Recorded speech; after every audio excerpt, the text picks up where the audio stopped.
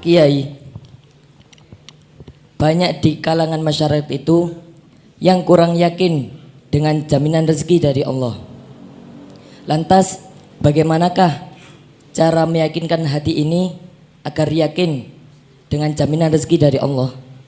Ada sebagian masyarakat yang tidak percaya atau kurang yakin dengan jaminan rezeki dari Allah Subhanahu wa taala.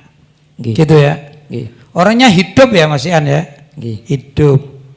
Punya rumah? Punya. Punya handphone? Punya. Punya apa lagi ya? Punya sandang pakaian? Punya. Oh, sudah. Bisa makan? Bisa. Ya, kalau bisa makan kan hidup ya. Kalau enggak makan 10 hari enggak minum, ya kemungkinan besar mati kan gitu ya. Jadi ada orang dia diberi oleh Allah SWT hidup, itu rezeki enggak? Itu rezeki, itu hidup. Ini kita bisa bernafas, rezeki. Tapi dia tidak yakin. Yang kedua, dia punya rumah, punya. Sudah menikah orangnya? Sudah. Punya keluarga? Punya. Istri dan anaknya bisa makan? Bisa. Apa bukan rezeki itu semuanya? Rezeki itu. Ya. Dia beli handphone? Punya. Tiap hari beli pulsa? Bisa. Mana kekurangan? Ya. Hanya orang ini tidak bersyukur. Karena dia tidak bersyukur, dia berandai-andai sesuatu yang tidak mungkin baginya atau sulit baginya dicapai, maka dia merasa doanya tidak terkabulkan, misalnya rezekinya tidak diturunkan misalnya. Itu karena perasaannya. Misalnya aja ada orang, saya tidak bilang orang lah, saya aja misalnya ya, saya kepingin beli pesawat. Nah, itu nggak terkabul-kabul itu. Kalau beli pesawat itu kan sulit ya. Andai kata punya duit, nanti sulit juga mau diparkir di mana ini ya. Akhirnya kesulitan beli pesawat. Nah, karena saya punya orientasi ingin beli pesawat, kok nggak dikabul-kabulkan oleh Allah, maka kadang-kadang saya mengatakan, ini rezeki saya kok nggak dikasih-kasih ya. Kapan saya dikasih rezeki oleh Allah? Saya sudah berdoa, saya tiap hari baca istighfar, saya sudah dan lain sebagainya. Tapi kok saya minta pesawat nggak dikasih-kasih? Ini apa ya? Angan-angannya berlebih-lebihan. Padahal kalau diteliti, kamu yang minta pesawat tadi, saya tanya, kamu punya handphone enggak? Punya. Itu bukan rezeki, itu rezeki itu. Kamu tiap hari beli pulsa? Iya. Paketan lagi ya. Itu bukan rezeki, itu rezeki. Ya tapi kan saya enggak dapat pesawat. Ya belum diberi oleh Allah SWT. Ya, ya mudah-mudahan suatu saat dikasih pesawat. Minimal pesawat handphone kan begitu kan. Nah begitulah cara kita berpikir ya, bahwa nafas ini adalah rezeki. Makanan yang kita makan tiap hari, apalagi hidupnya sampai dewasa, itu loh mulai kecil sampai dia dewasa itu namanya diberi makan oleh Allah, itu rezeki. Oh banyak ya. Wa in ta'uddu ni'matallah la tuhsuha. Kalau kalian menghitung nikmat Allah yang ada pada badan saja, la tuhsuha, kalian tidak akan mampu untuk menghitungnya. Mata ini bisa melihat ya.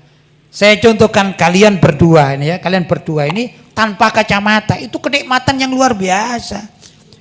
Saya sendiri pakai kacamata ini bisa dikatakan, kata orang Jawa, sumpek. Apalagi kalau kacamatanya pas kotor, waduh sumpeknya luar biasa, gak enak itu rasanya ya. Saya berandai-andai mudah-mudahan ada obat yang sekali pakai langsung sembuh, itu berandai-andai begitu.